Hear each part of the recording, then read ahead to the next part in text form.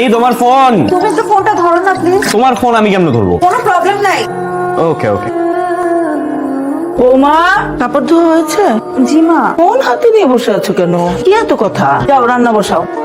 ও মা, মা ডেকেছেন? শোনো, এই যে আমার ফার্নিচারের ধুলামালা গুলো একটু পরিষ্কার করে দাও তো। মা আমার ডাস্ট অ্যালার্জি আছে তো। ডাস্ট অ্যালার্জি আবার কি? ভালো করে করবে, ধুলা যেন না থাকে। র্যাশ ট্যাশ উঠে কি অবস্থা? ঠিক হয়ে যাবে।